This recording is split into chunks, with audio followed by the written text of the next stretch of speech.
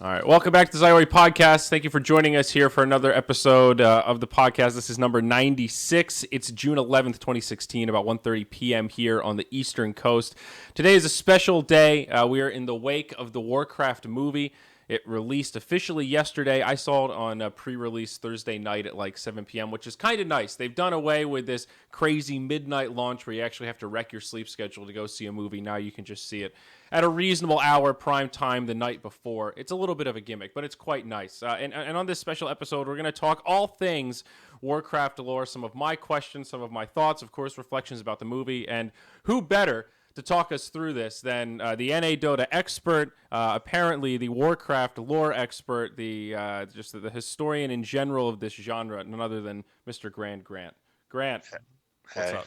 Yeah, not much. Yeah, I agree. The 7 p.m. showings are so much nicer than midnight. My goodness. yeah, it really is. I saw Harry Potter and the Half-Blood Prince at midnight. That was, I think, my last midnight. Maybe I saw one of the other Harry Potters after that, like the last one, Deadly Hallows Part 2. It sucks, though. It really does. I think when I saw, which is the one where he dies and wakes up at the end, is that Deadly Hallows Part I 2? think it's yeah, I It's think the that's the very last last one. one. Yeah. Yeah, I saw that one, and I snuck a little rum and coke into the theater with me, and I drank too much and fell asleep. And Oh yeah. I woke up when he was in heaven. I was like, holy shit! Harry Potter took a turn for the mythical. I didn't realize it was going to go to this level. Jesus Christ! So it was good. I got to avoid that. I saw it 3D IMAX. What was your viewing of choice? Because you have a lot of options these days.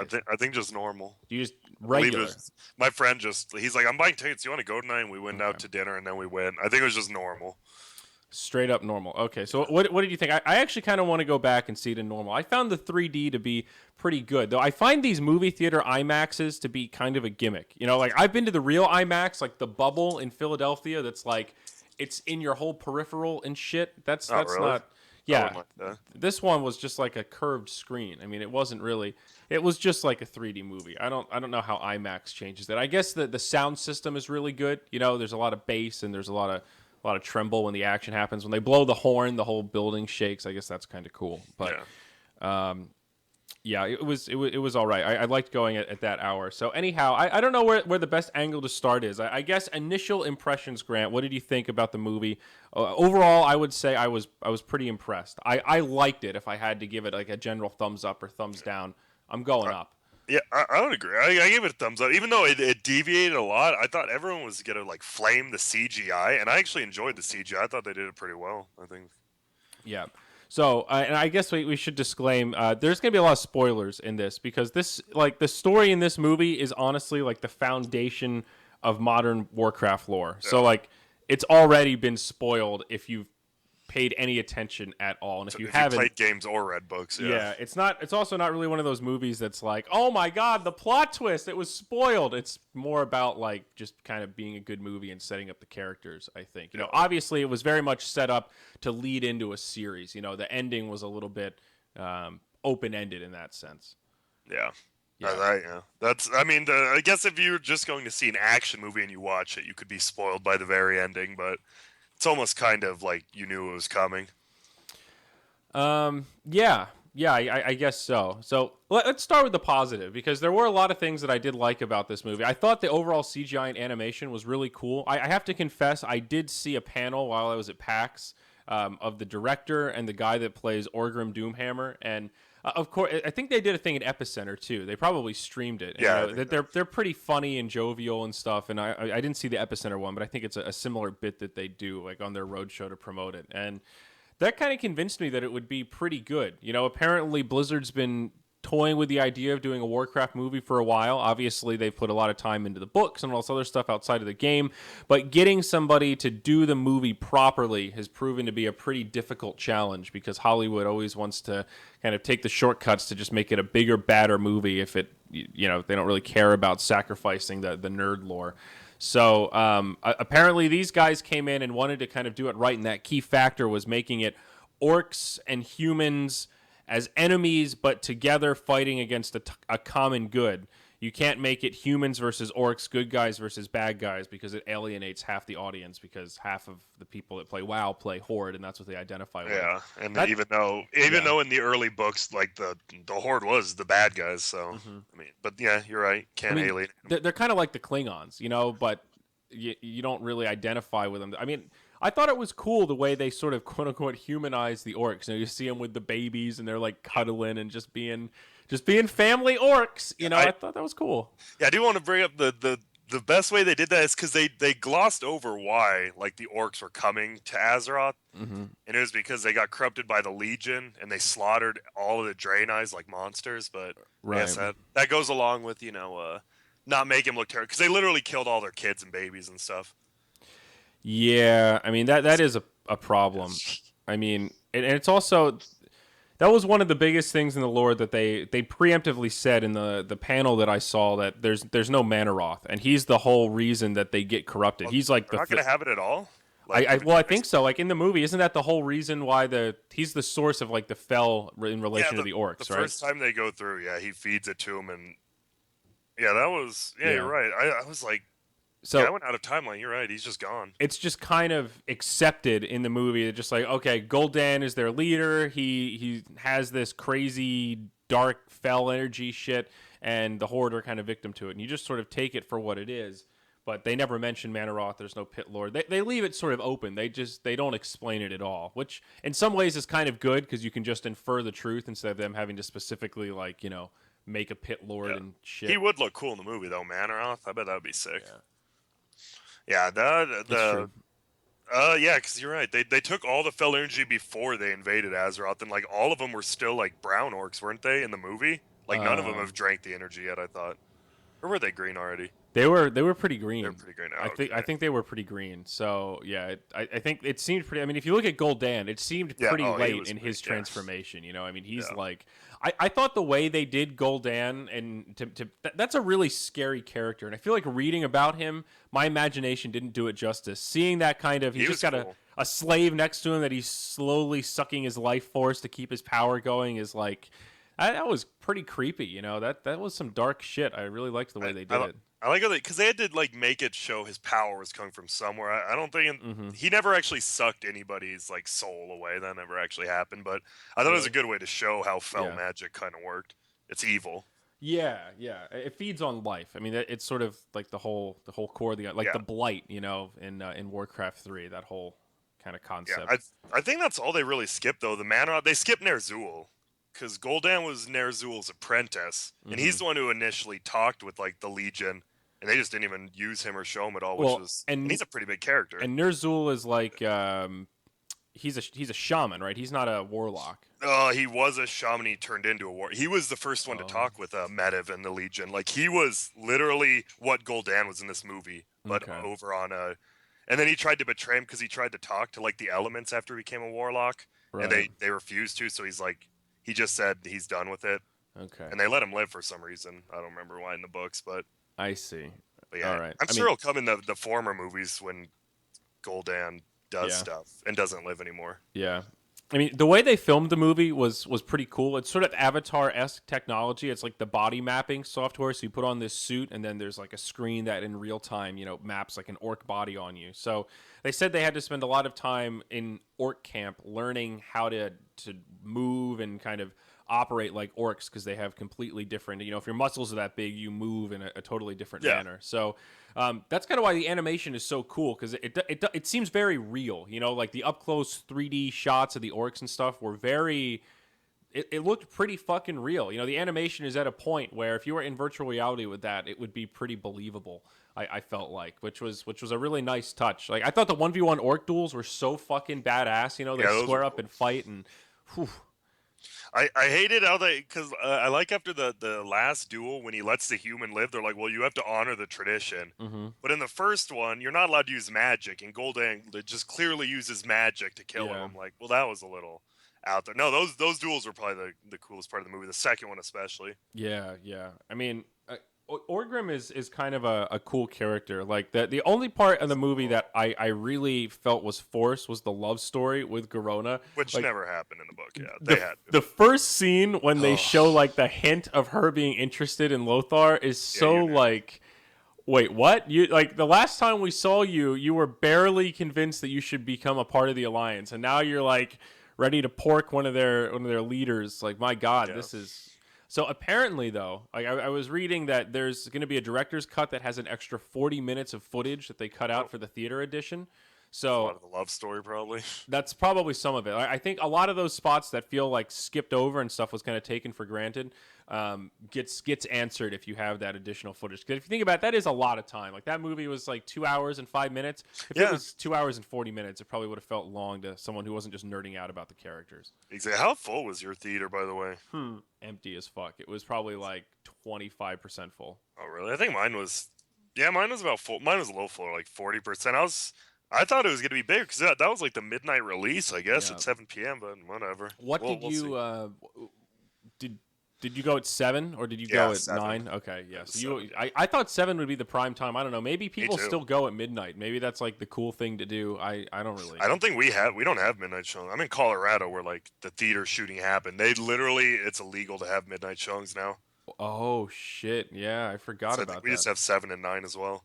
Damn, they don't have midnight showings at all in Colorado. I didn't know that. I didn't know that that was a byproduct of all that stuff. Yeah, now, though I don't want to go to midnight showings anymore, it kind of sucks because when I was little, like that was the funnest thing to do. Like stay up till midnight and then go see Adam Sandler and Little Nicky or something. I don't know. Yeah, that's true.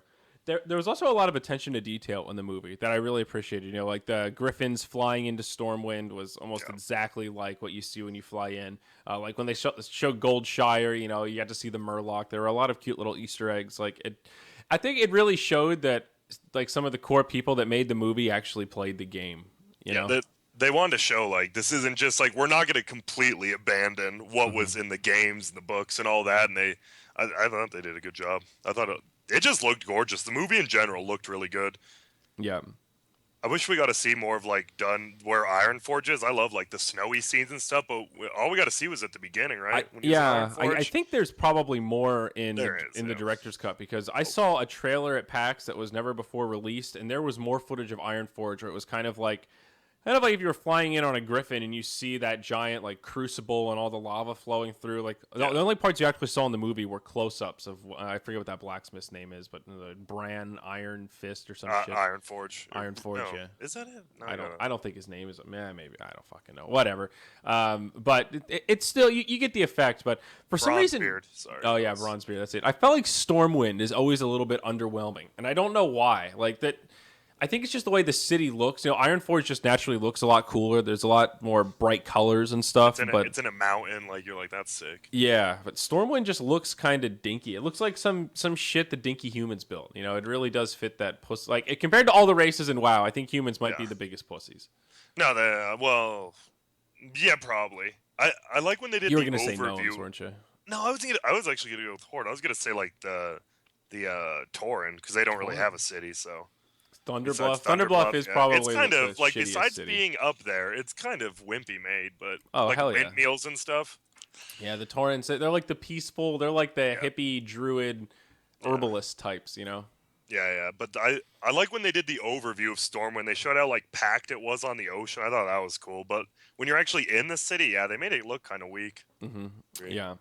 But like I said, overall the effects were pretty good. I thought the way they animated the humans was kind of cool. Like they got the movements of the knights down really well. Like I felt like I was watching footmen soldiers in Warcraft 3 move. The way they kind of swung their swords in faster motions than their bodies move, and like the sound effects were really on point. That clanking armor, and it was a nice touch that they gave them. They explained the little guns as kind of like a breakthrough from the dwarves, and they that was kind of cool. I never really thought of those characters having guns, but that was a nice little change they made that I thought fit pretty nicely for the story.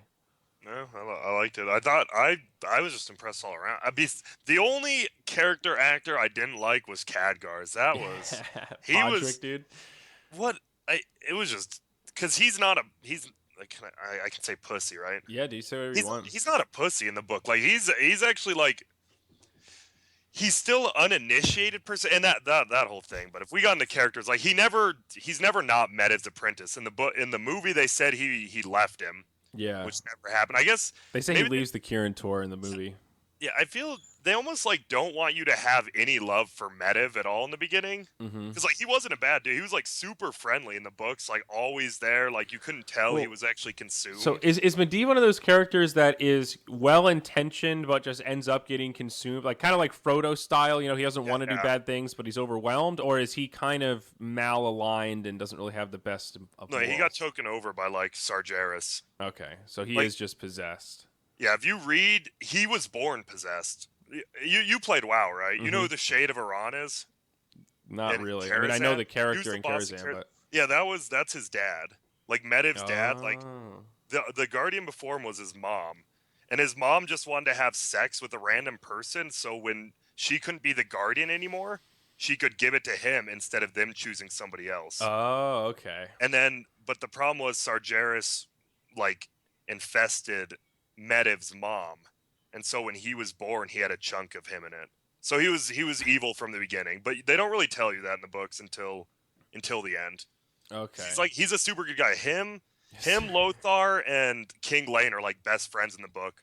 Like when Mhm. they're 10 years old. Right. Okay.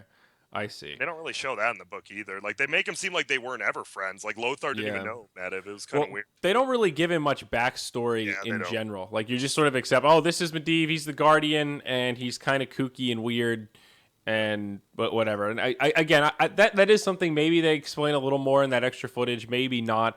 I mean, there is a point where you can't include everything in a movie Exactly. like this. Yeah, it's So kind of crazy because he's literally Gul'dan knows who he is and he's scared of how big his powers are. And like they yeah, didn't really show like Medivh is the most powerful person in the world. And really, they didn't show that he's yeah, explained as I that like didn't get that vibe. only Sargeras is more, and he's, I mean, not even on the world. Yeah, Well, Medivh is the most powerful person in like the Warcraft lore in the he's beginning. stronger than like Archimonde and all those Yeah, big like. I think they said he was. Yeah, Really? Wow, that's pretty I know. I massive. think he was on point with Ark because it goes Sargeras is the leader, then Arkmond, and then Mm-hmm. Kel'Thuzad, and I think he was on like point with. Sargeras is the one that's like in charge of the Burning Legion. That's like he's like an ex Titan, like he's a Yeah, massive creature, like a god level yeah, type thing. exactly. And Medivh's like below him, but Hmm. considering how powerful he is, yeah, Okay, and he's like on point with Kel'Thuzad and all them. Yeah, Sargeras is basic. He's like the primary antagonist of the whole Warcraft thing. Like he's the reason yeah, stuff is going to shit because he yeah. Him and the old gods, yeah, but right he mostly. breaks away from all those other guys. Like I was looking at.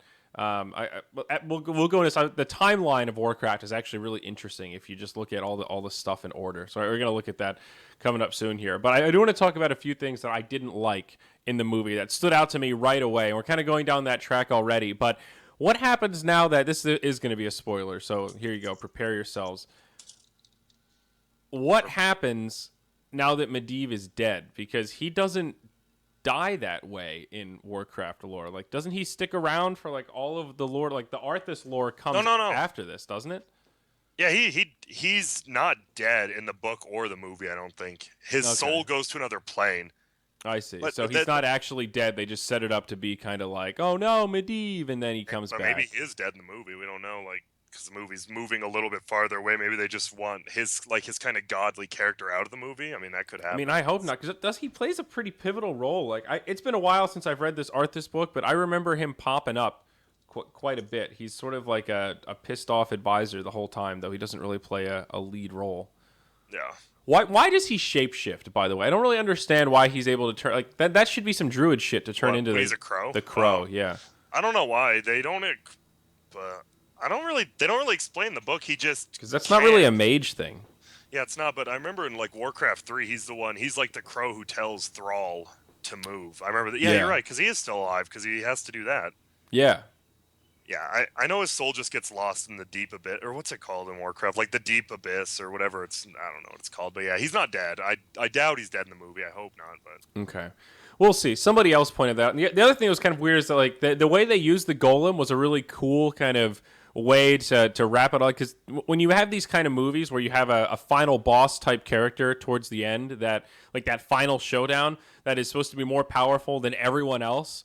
How do yeah, you kill him? There always has to be some creative way to like become victorious because they have to defeat the odds and yeah, combine all of their weaker powers or whatever. So I thought the use of the golem was kind of cool, but I also had the question of why was Medivh making a golem? Like, what does that have to do with mages or yeah. Warcraft in like?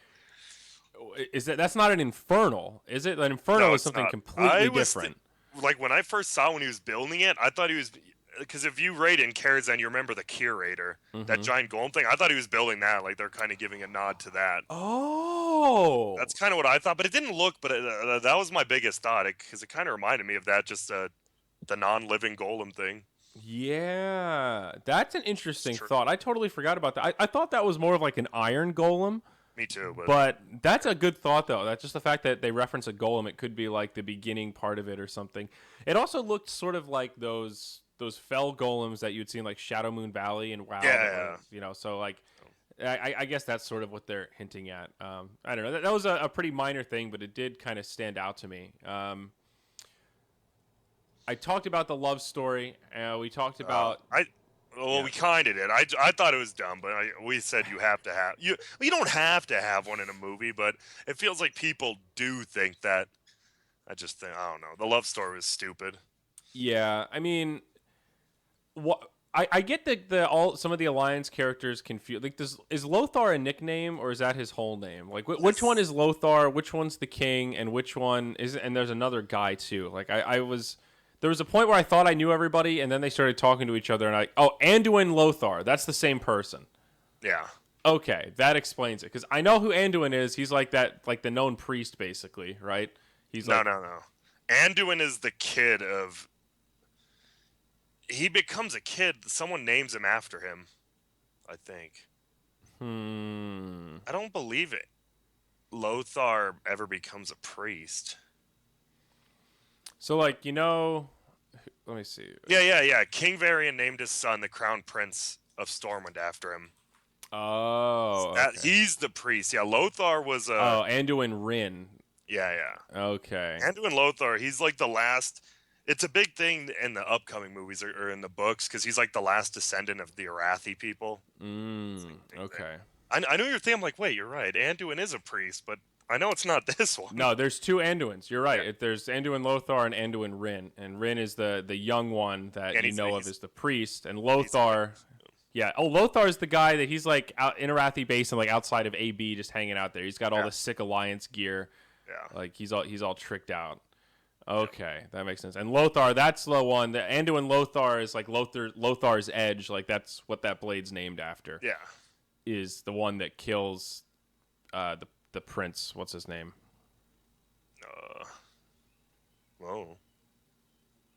The character that Garona kills at the end. Oh, King Lane? Yeah, King Lane. Isn't that what the blade, like Lothar's Edge, isn't that what it's named after? It's named after, yeah. Is it supposed to be like, the dagger that lets you go invisible? It's like a rogue item. Garona's supposed to be the first rogue, where it's all connecting. Yeah, I think They also don't really explain, like, I didn't know much about Garona coming into it, but they don't really explain any of her backstory. Like, it's kind of weird that the orcs already have a halfling with them when they're invading. Like, you sort of get this feeling like this is the first time they're really facing off, but Garona's like... Yeah, well, in the book, she's half Draenei, half orc. Oh, she's half Draenei. I've been reading on Reddit now that I've been about the Warcraft Lore, and they're trying to imply that she's half orc, half human, kind of like what you thought. Yeah. But in the book, yeah, she's because they've never seen each other before. But okay. she's half Draenei, half orc. You're right. I'm reading it now on the WoW wiki. Yeah, that makes sense. She was believed to be half human until the truth was revealed to her. She's an assassin and a spy mistress. Well, and that's why, like, she can talk to the. I guess they kind of makes because she talks to the Drain. I remember the mom talks to her. Oh, no one else can. I guess they kind of did that.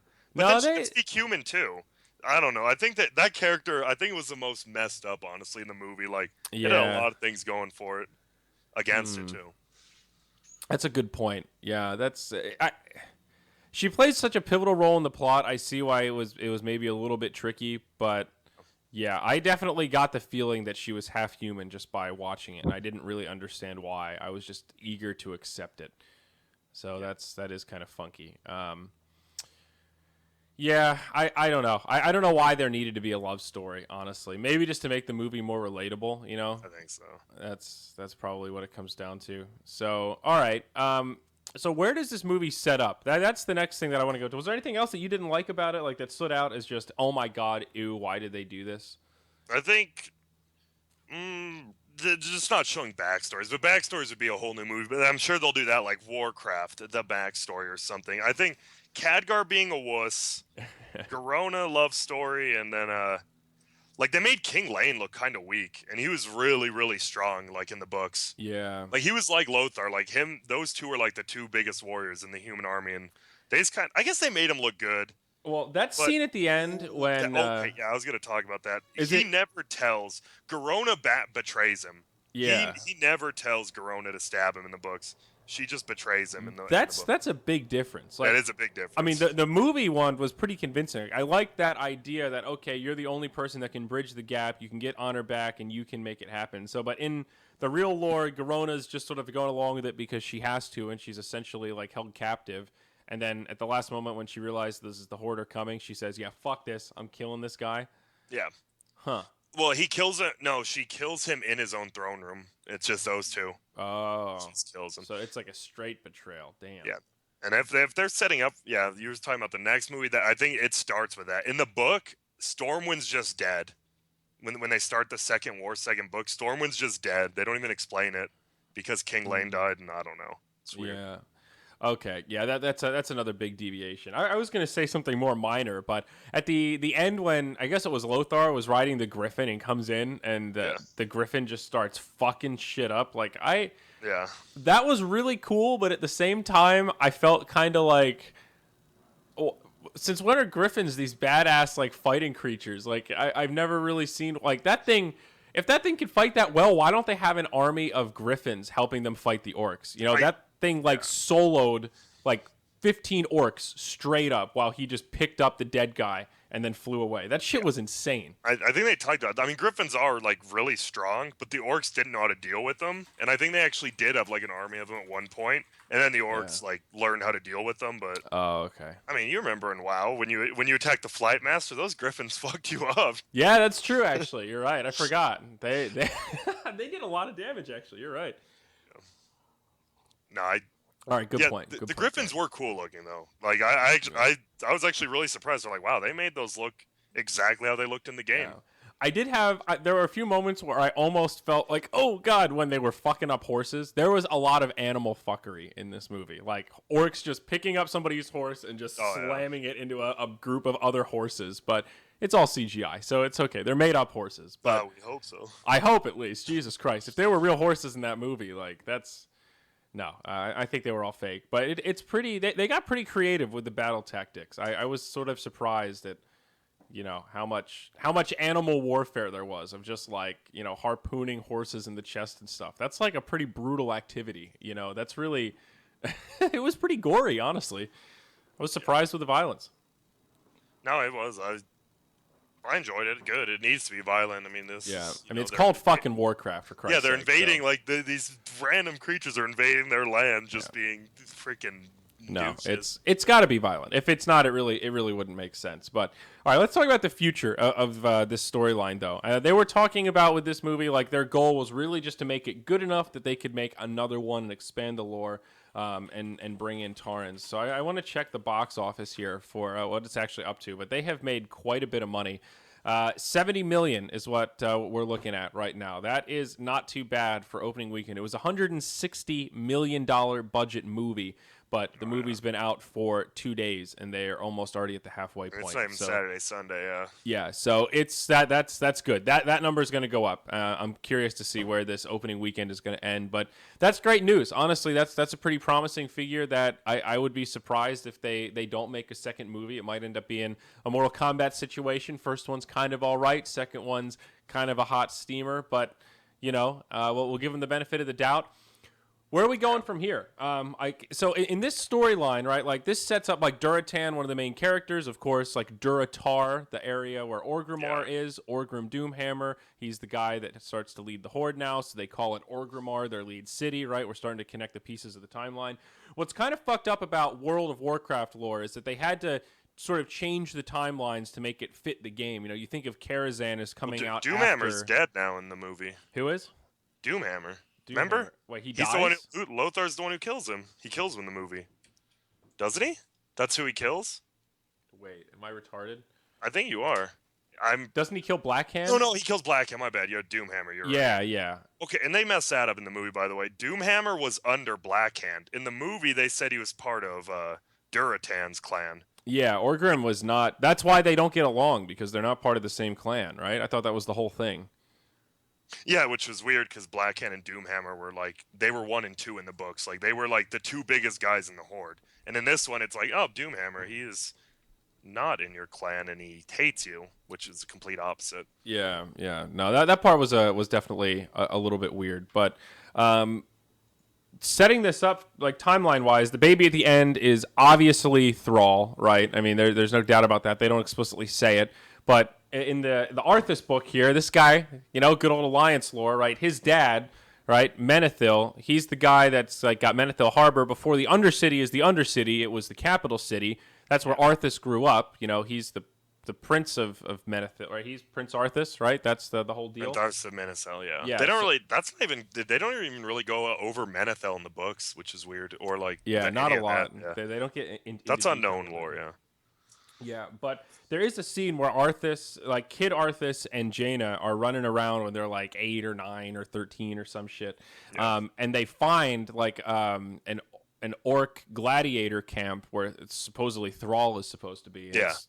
That they allude to the fact that they notice one orc in particular that's like bigger than all the others and like kicking everybody's ass, and that's supposed to be Thrall. And then I guess he kind of like breaks out, breaks chains and stuff. So got it.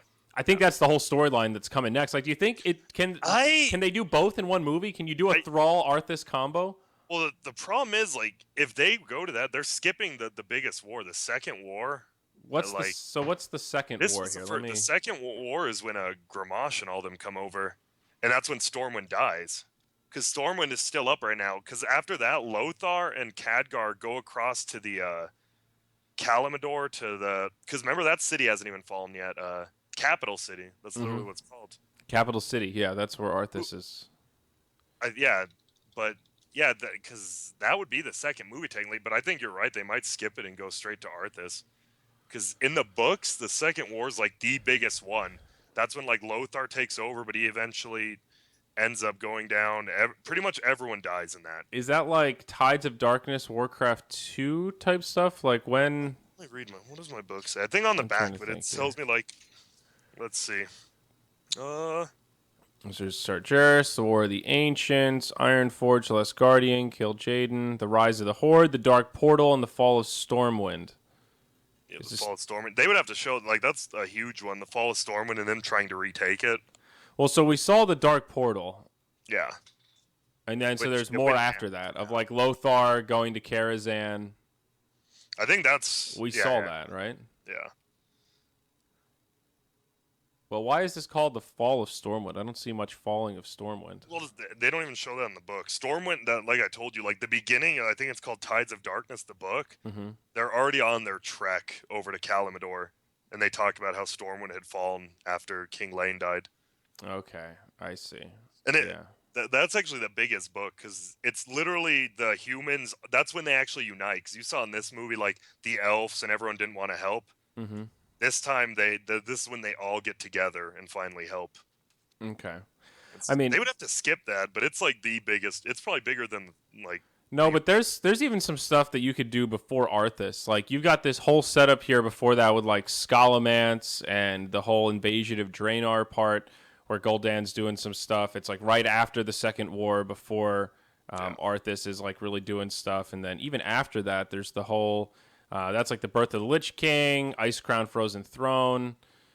I don't know. They would it depends how many movies they want to make. If they only are doing like a trilogy, they probably would just skip all that and go to Arthas. Yeah, that's a good point. If they envision it being like a 8-part series, or if they're lucky to make 3, then yeah. Because the Arthas story is really badass. Like if you just told the Rise of the Lich King story and like kind of followed it along this general timeline, it could be awesome. Yeah, if you ask people who they want to see a movie, it'd be like Thrall, Arthas, and Illidan, or like the 3 major characters, I'd say, in like known lore. Okay, so that brings me to kind of my next question here. Where does Illidan fit into all of this madness? Because isn't Illidan... At first, I thought he was way before this, and then I thought he was way after this, and then I thought I remembered him popping up in the Arthas book. He does pop up. Illidan is way before, because Night Elves live like 20,000 years. Oh, right. I forgot he's a fucking night elf and he lives forever. God damn it. Okay, so that's why he's around for all this shit. Because the original Warcraft, like War of the Ancients, is like 10,000 years ago. Yeah, from like kind of present. have you read that one? That was a good one. That's one of my favorite ones. I haven't, but I want to. Honestly, dude, after seeing that movie and seeing like, all right, Warcraft is here to stay, I kind of want to go back and just power through reading all these books and really bone up on my Warcraft lore. Like, I'm really enjoying it. It's oh man, if we meet up again soon, I literally have every book, and I'd let you borrow some of them. Are you serious? Oh yeah, I think I have all the books up until the Pandaren stuff. Wow. I didn't want to try. I don't even want to get into it. So you've actually read all of them though. You've you are a Warcraft lore expert to some degree, dude. That's insane. There's it's fun. One of the books talks about the what's the wolf city? The half wolf, half human. What are they called? Worgen. Worgen, yeah. Like there's a whole book about that and like how they were humans, and there's a bunch of like cool characters in it that you would know. Now there's a bunch of crazy stuff. Wow, that's pretty sweet. So okay, so Illidan, I just want to talk about Illidan a little bit because he was one of the most badass characters, and he comes along kind of late in the game. Like I feel like a lot of people that have played WoW might not have done Black Temple and actually like done the Illidan raid. You know, that was pretty cutting edge late content right before the cut of a next expansion. That stuff tends to be let people get left behind. Only like 5 to 10% of all the people that play WoW actually get to raid that content before the next expansion. Yeah, and that's why they introduced looking for raid, which was easier. Yeah, so people could see it. Yeah, absolutely. So the deal with Illidan is basically that he used to be a good demon hunter for the Night Elves back in the day, but essentially because he spent so much time fucking around with demons, he's kind of absorbed that negative fell energy, and it's kind of slowly corrupted him over time. Oh well, he actually he offers himself up to the Burning Legion. He doesn't get absorbed by it. He sees like in that war, the one you're talking about, War of the Ancients, like he's jealous. Malfurion stole his girl, Tyrande, or however you want to pronounce her name. Yeah. Stole being. Cenarius takes him over to become like the major druid, and Illidan kind of like finds out he gets to work with like the major, like the king of it all, the Night Elves. But he sees Tyrande still doesn't want him, and he pretty much he just gave up on life. And he's like, he saw the power of the Fel, and he gave himself up to Sargeras. Okay, so he voluntarily becomes evil. Okay. I thought it was part of what makes him volunteer, though, is that he's already kind of like predisposed, because he's like the best demon hunter, right? Like he's kind of naturally sorcerer bound a little bit, right? He doesn't become demon hunter until he goes to Sargeras. Really? Okay. All right. I don't know what I'm talking about then. Yeah, the first thing that happens, he just touches his eyes and like melts Illidan's eyes, and that's when he gets a bandana and all that around his eyes. Okay. Yeah. Did he do anything cool before he went evil? Like, was he a real badass night elf fighter? Yeah, no, he was like the second best mage behind Malfurion, and like he helped, like, because it's a 3-book series, right? And he's good for the first 2, and he kicks like a lot of ass. Him, Malfurion, everyone else, and because there's 2 humans in that book. That's how they introduced the book. It's people going back in time from Nozdormu. It's confusing, but yeah, I see Ronan and somebody else. He studies under Ronan pretty much, so he learns all the human spells, Night Elf, and then he becomes a terrible person. Yeah. I see. So the War of the Ancients really sets up the whole kind of WoW the whole Warcraft universe, and why Sargeras is pissed off, and that like initial struggle to kind of fight him off. Then the rest of the stuff is kind of like lingering relics of that, and then Gul'dan kind of rediscovers the past and reaccesses the power and shit.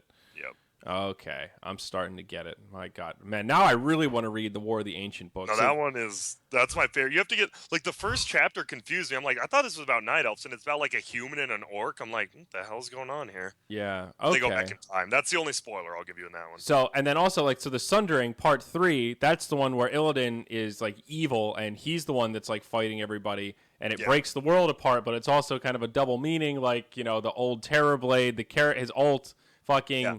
The Sunder, the Sunder. That's Grant. This is what the neurons are firing, buddy. This is sick. No, that's pretty much it. Yeah. Whew. And they imprison him for 10,000 years, and that's the whole thing with the Black Temple, like you said, with Maeve. Maeve imprisons them for 10 years, and then he loses them and has to go find him for the rest of their life. Yeah. Okay.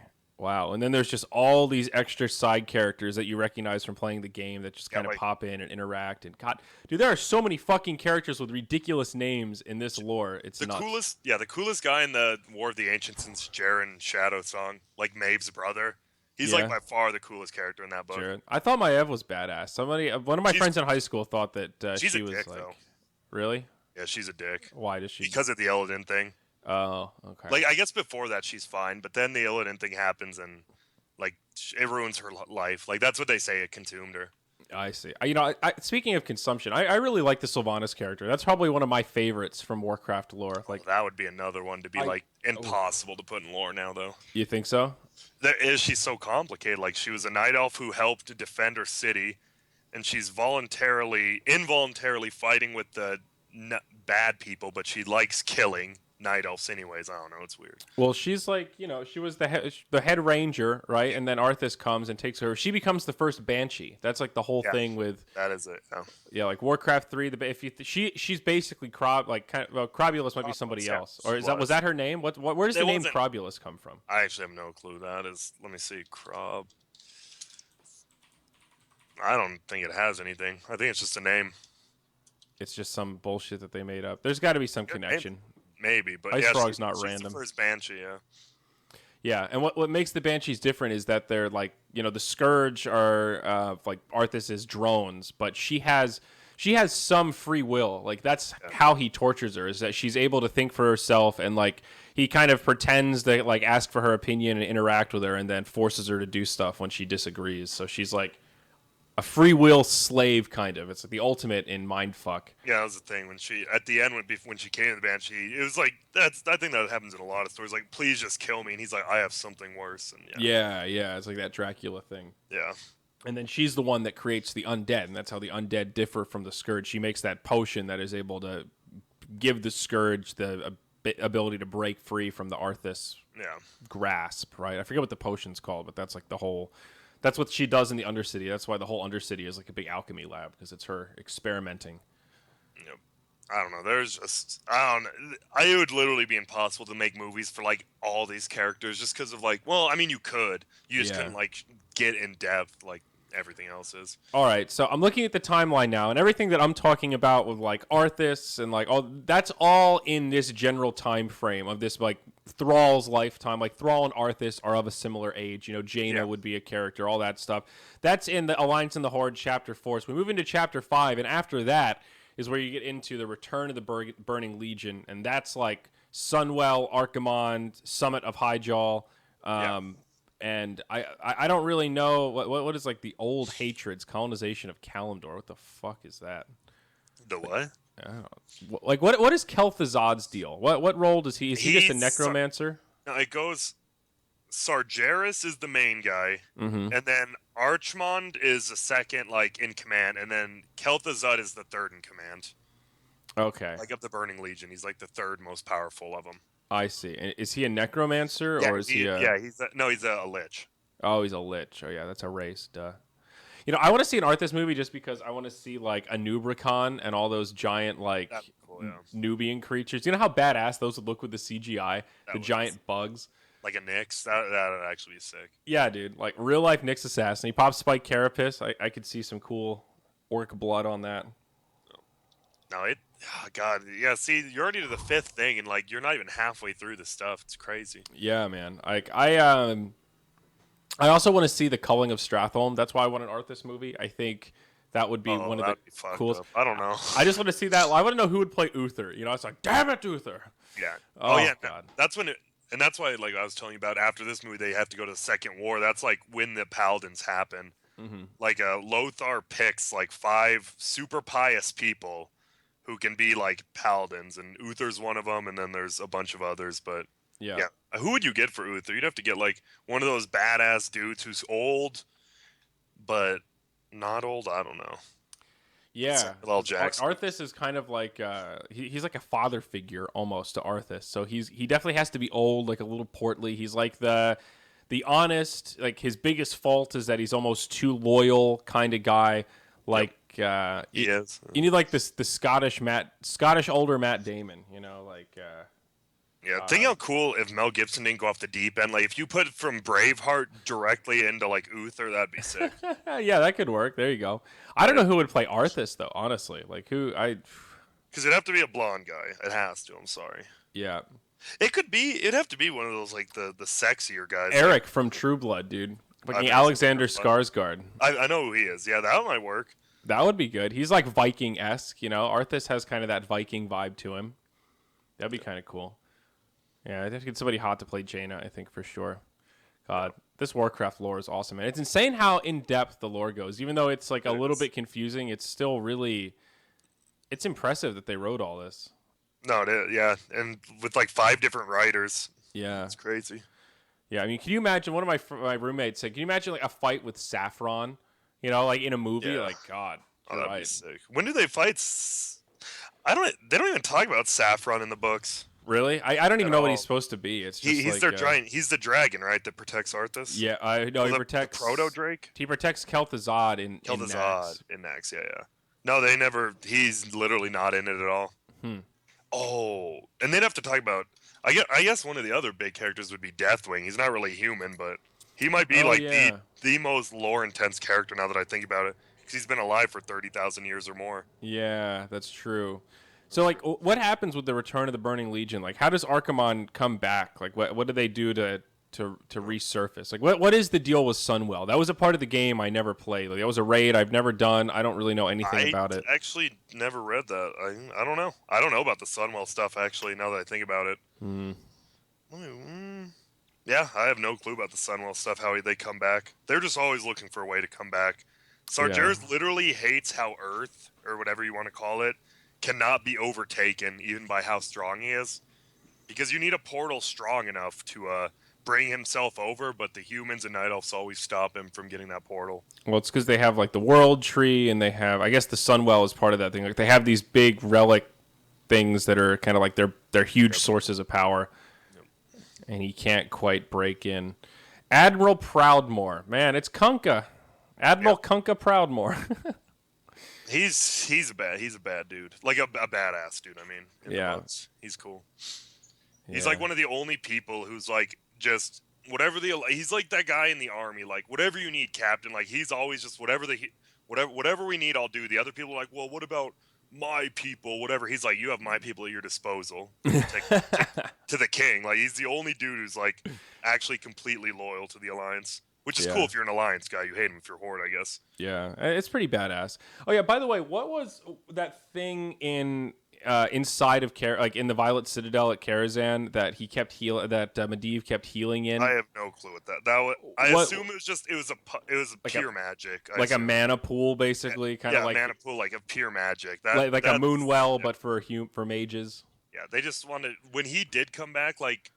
During all his times when he got in trouble, like he would just sleep for like 6 weeks. I guess they didn't want to show like the 6 weeks in between everything, so they just had an instant heal. Yeah, I mean it kind of makes sense. Like the idea of mana is not a very visual thing. You know, it's kind of like an internal energy bar. So that's a cool way to visualize and externalize. It didn't bother me that much. I just thought it was kind of weird. Of like. What is? Yeah, exactly. they literally never explain what it is. You could just infer, but yeah. Well, and when I see those things, I can't help but take it a step further. Just like, well, if he can just lay in that and get all magical, why doesn't Khadgar just come in and be like, yo, hold on a second, my man, I'm gonna take a dip in the magic pool and get energized? Like, why doesn't everybody just jump in it? You know, like why? Well, it's gone now, so at least we don't have to worry about it anymore. That's true. Yep, it's not going to be too lore breaking. It's good. The sad thing about Moros, like they didn't show the cook. So in the beginning of all that, like in Karazhan, it's literally a cook, Moros, and a Medivh, and that's it. They never showed the cook, which is sad. And Moros, I guess they portrayed him pretty well, but he never dies in the end, or he comes back as an undead. No. Don't you kill him in Karazhan? In Karazhan, yeah, he comes back as an undead. I guess that was right. That was right then. Yeah. Because you kill him, but you kill him as an undead in Karazhan again. I remember that, yeah. I think so. I'm having trouble remembering all of the Karazhan bosses. I did that instance so many times. I remember, like, you go up, you do Shade of Iran, and then, like, Chess is shortly after that. It starts with the horse. Mm-hmm. That's the first boss. Then you go to Moros. then you go to the Maiden of Light, and then you go to the theater. Oh yeah, you're right. Morose is the one that has all of his little friends. Yeah, yeah, and which is weird because that's actually the cook. Because if it's in the kitchen, the cook is like the one he kills too. Yeah. Stuff, but no, Okay. yeah, that one's interesting. Yeah, That's why is there a theater in there in the game? That's weird. I guess it's just Karazhan. They never explain what Karazhan was beforehand. They kind of talk about like it's a mythical place, but never explain it. I remember there was that Little Red Riding Hood play, and there was some special item that dropped there that a lot of people wanted, but it was the rarest one. It was the hardest one. I forget what the item was, Yeah. but I vaguely remember that shit, man. Fucking WoW memories. I remember Burning Crusade was when I played the most by far. So yeah. Really? Okay. I played. Yeah, I didn't play. I played the very end of Vanilla because my brother played. And then Burning Crusade, I led raids, did all that. Wrath of the Lich King, I kind of had fun. That's when I started working at Walmart, and then I just Good times, dude. Young Grant. Yeah, Young Grant, Burning Crusade, and Dota. That was it. That's the dream, dude. That was like when I first started playing Dota was vanilla WoW. Like we would grind the old we were Alliance and we would do like the Scarlet Monastery, like SM2 in Stratholme, farm the righteous orbs. We had a little 5-man group, then we got tired of farming, you just go and play a little bit of the Dota, Warcraft 3 style. See, that'd be a cool short movie, the Scarlet Crusade, because it definitely couldn't be its own movie, but it's a reasonably big thing, but not that big, I guess. Yeah. That's true, actually. I wonder if Blizzard that would be a cool way to do it. Like break it into a bunch of kind of like short movies that aren't like movie releases, but do kind of like. Now, I guess you have to do movie releases. Yeah, for the that's money. what I was saying. Like, I think they'll just probably skip the Scarlet Crusade or just like show a hint for the deeper fans or something. Yeah. Because that's the thing. Like I feel like it's easy to sit back and be like, well, why didn't Blizzard just do the movie the way they wanted? But you look at that budget, and it's like $160 million is a lot of money. They can't just Blizzard is rich, but they can't just sort of, oh yeah, marketing department, we're good, right? Yep, just write it off. We're cleared. Like even if they could just write a check like that. Yeah. The infrastructure and resources you need to like assemble a movie and like coordinate all this stuff that's beyond their scope. You got to hire other people that specialize in that, and that's where it gets scary, like handing off some of that creative freedom. So now that they've got kind of like a team in place that they know that can produce something that's pretty close to the mark, that is pretty detail oriented, and at the very least is a captivating action movie that holds pretty true to the lore, I would say like 80-90% as best they could for movie adaptation. I've got high hopes for the upcoming movies, man. It's really, this is quite it was worth the wait. I remember hearing rumors about this 5-6 years ago, and it turned out pretty fucking good. Yeah, me too. Like right after the movie, obviously, like I love the lore. I'm like, man, they kind of fucked this up. And then like I slept, got to sleep on it. I slept, and I'm like, it did mess with a little bit of it, but it was a good movie. Like, and it didn't ruin any major plot lines. Like it had major deviations, but I mean the main people are still there, so. Mm-hmm.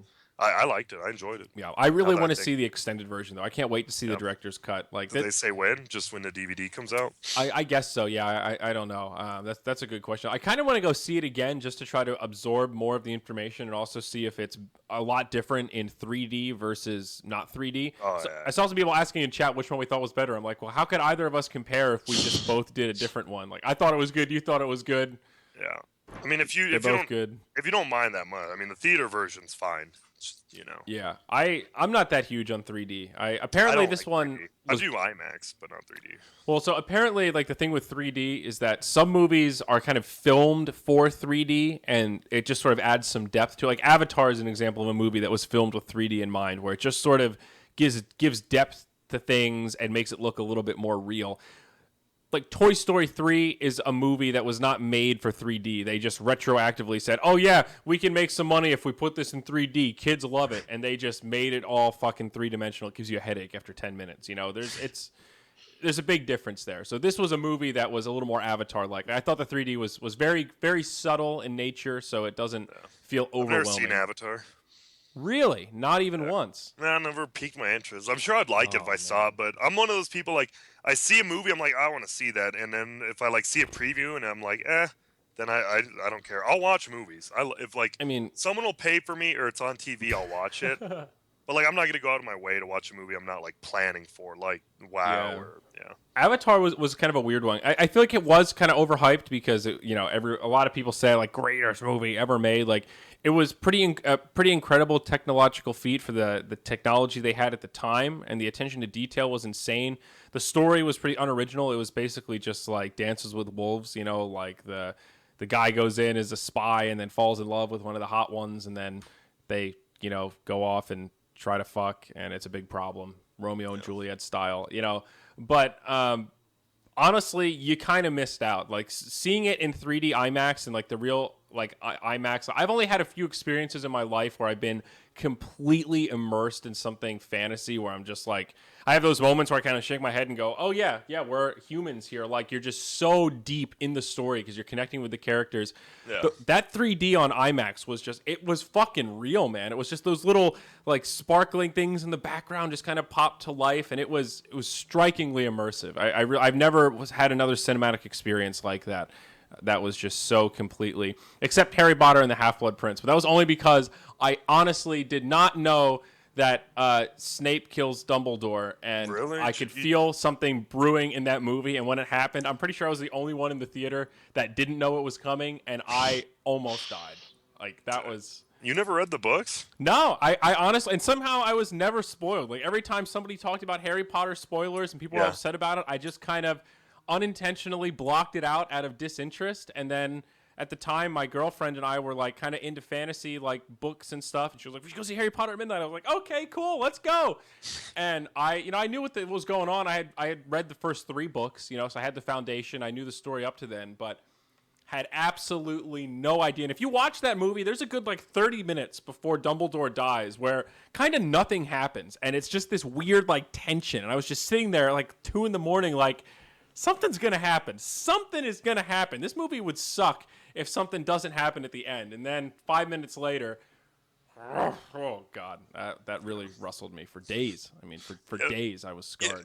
Yeah, it was cool because like Harry Potter said that it was almost kind of the same thing as the Garona killing King Lane, but like Harry Potter set up for the whole thing. It kind of sucks. They just kind of like threw this in the movie. They didn't like build it up at all. Like, oh, she killed him.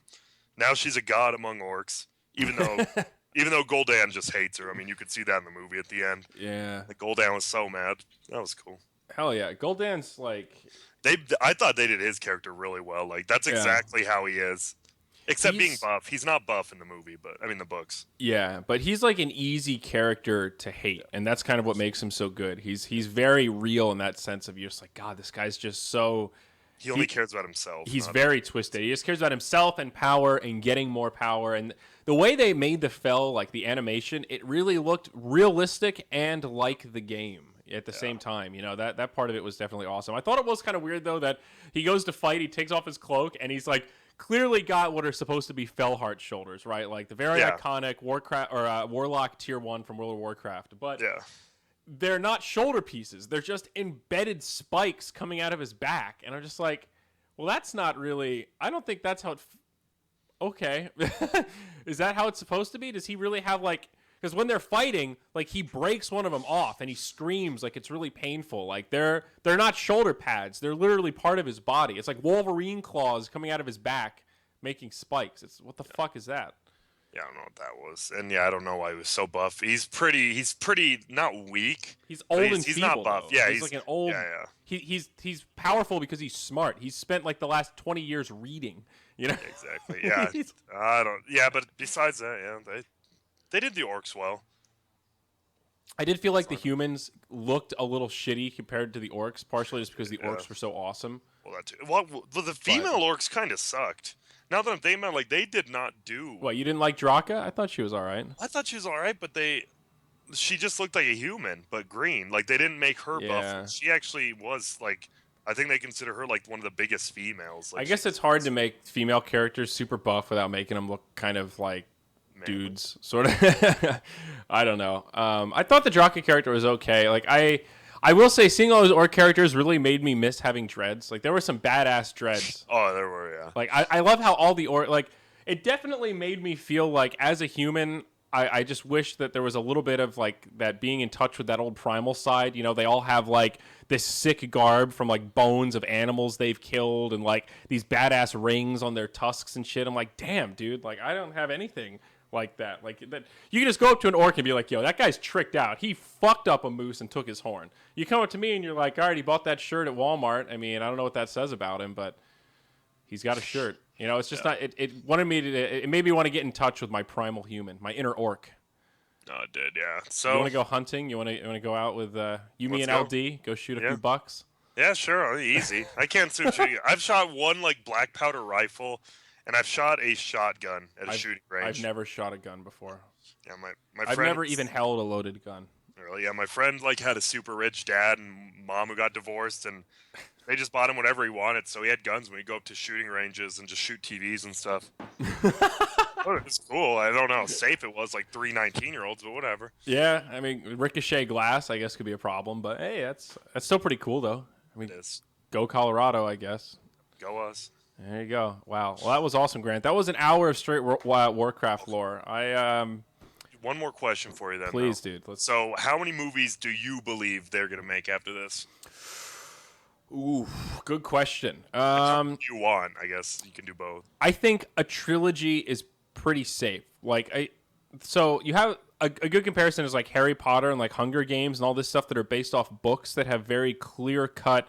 You know, like Twilight. You know how many there's going to be. You know, True Blood. It's based off books. You basically know what's going to happen. So when you go into filming it, you have an idea of how you're going to space out the content.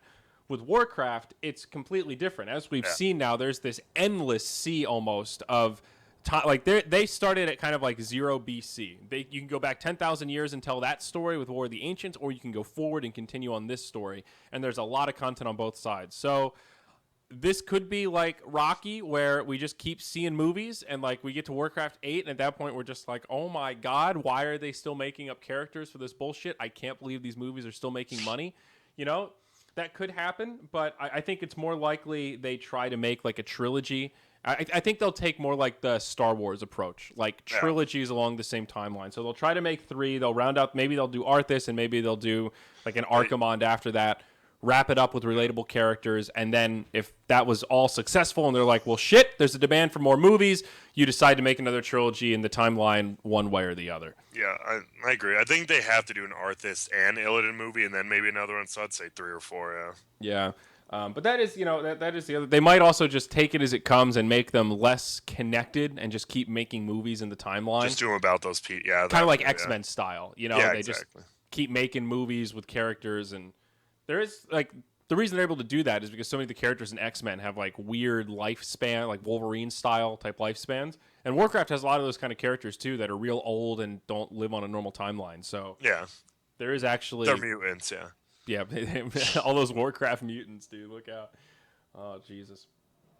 I mean, what do you think? Like 3, 4 is that like the golden number? You know, I mean, I literally think if they're gonna make these movies, they have to show like Arthas and Illidan. I mean, that's where they're gonna make their money. Like Warcraft the movie. Yeah. Okay, a lot of people might not like the diehard fans might be like, I don't want to see this, but then you bring up their favorite characters, and they're like, okay, now we're talking. Like, because where do you think they were going with this movie? Did they want to get casual fans? Did they want to get the diehard fans? That was the thing. It felt in between-ish. I think it definitely was. I was gonna say both. Like, I think they wanted it to be something that hardcore fans could look at, relate to, and point to very specific details that are on point, and also fill in some of the gaps. You know, spackle in the holes and make it more of like a well-rounded movie, so that a casual viewer can come in and not be overwhelmed by like lingo and characters and kind of superfluous storyline that does add some. I mean, it's sort of like Harry Potter too. You know, like towards the end of the Harry Potter books, there's a lot of stuff about the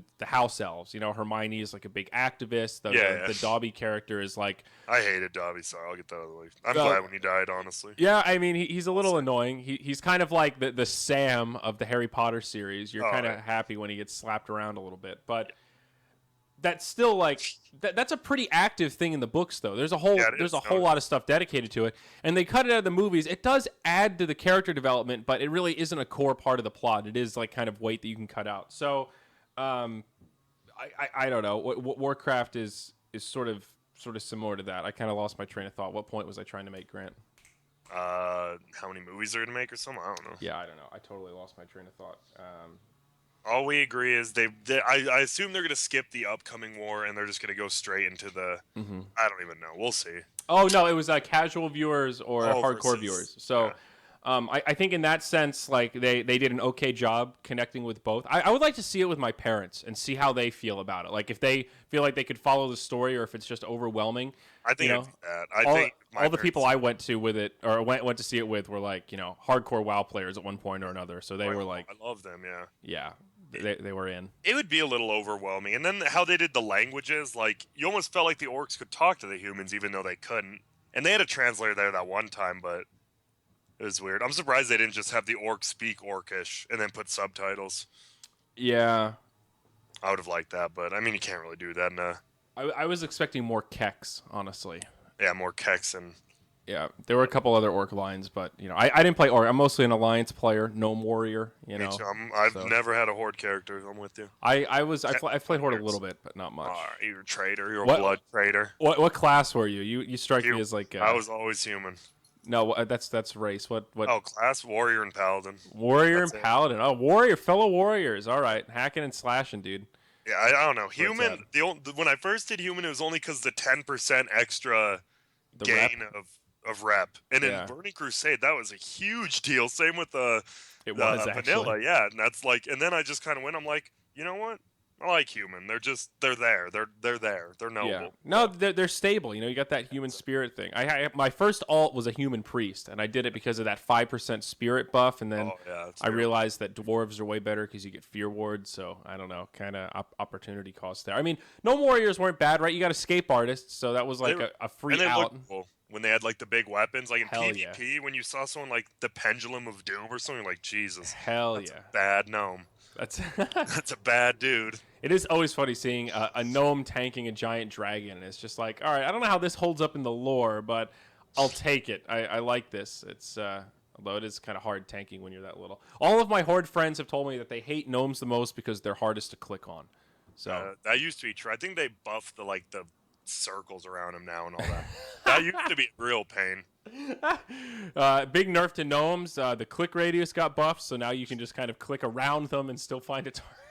Yeah, just like the gnomes with noggin fog or whatever, like the smallest things you will ever see. Oh yeah, the ants. They're just Yeah. zipping around these little dots here. It's like Ant-Man, dude. I like it. But yeah. So Oh, wow, God. go see it. I guess we're both saying. Yeah, I guess that's I guess we should round this out with a good Toffee's tweet. And he tweeted and said, "I'm not going to be able to listen until I see it, but just tell me one thing: is it worth the double dollar signs?" And I tweeted back, "Dude, $20 is worth a movie I've been waiting 10 years for." And I think that summarizes how I feel about it. It was still a great movie. It definitely met most expectations. Yeah. It's worth seeing it. Go support it in the theaters so they make another one. Everybody wants to see a Tauren, and that's what even if you don't play WoW, trust me, you want to see a Tauren on the big screen, and the best way to make that happen is to go out there and support it with your patronage. Yep. There you go. Just don't pre-order it. Yeah, don't play. Are you gonna play Legion, Grant? Is that Yeah. your life? Okay, so I was super hardcore in Burning Crusade, like eat, sleep, and die. That the last two expansions, I buy it, I pre-order it, I play it for 2 months, and I'm done. And I'm Okay. good with that. Like I don't get mad about it. I'm like, that was fun. Like I'm more into the single player aspect now, which is funny because I like the Yeah. lore. Well, and you Like- get that rush of like you still feel like you played the expansion, but then you stop Exactly. when it gets really grindy and there's not really a push anymore. That's Exactly. Yeah, I will. all right. I still do that at midnight, even if I'm not like super hard. Like I'm reading the quest. I like being there at midnight. It's the experience. Yeah, no, it's true. I agree. Hey man, if we should get a whole Dota group together, play some. Well, I bet there's gonna be a big split though. Who's Horde and who's Alliance? I know Mott's gonna play. JJ will probably play, but he's Europe. That's region locking. It's a whole thing. Yeah, NA Dota is like mostly Horde. Like, but they've been playing private servers, so Oh really? I still can't play. I'm like, I'm not playing. I'll never leave Alliance. I'm sorry. Yeah. No, that's good. Good. You got to stand strong. I'm an Alliance sympathizer, no doubt about it. It's good Yeah, stuff. damn Horde. They did come over and they're trying to ruin the planet. They are bad guys. I don't care what you say or what WoW It's says. true. They No, they. I mean, I agree. I think they did a good job making them not bad guys, given that they are kind of fundamentally bad guys. So it's a give and take. It's given. Everybody wants to be the bad guy, like all the people that played Star Wars Galaxies, right? How many people were Jedis and how many of them were Rebel? Like Jedis are kind of bitches in some ways. You know, the rebels were kind of cool. Yeah, exactly. It's true. Sometimes you want to be the bad dude. Yeah, or I guess Imperial. They're all bad dudes in Star Wars. Honestly, there's really no good guys. Just Luke. Yeah, it's just just Luke. just no the one one else. Jedi. That's it. The lone Jedi. All right. Well, I think that brings this podcast to a wrap. Thank you, Grant, for lending your expertise from NA Dota to Warcraft. You seem to know it all. Any closing thoughts? I know you're known for your motivational quotes to round out broadcasts. Yeah. I just want to say, I got nothing. I just hope they make them. You'll have to read the books and all of them. They're actually really cool. Read the books. Very motivational from Grant. Read the books, and you will live 10 years longer than you used to. That's like there's a Bill O'Reilly quote I always think of, where anytime he sees like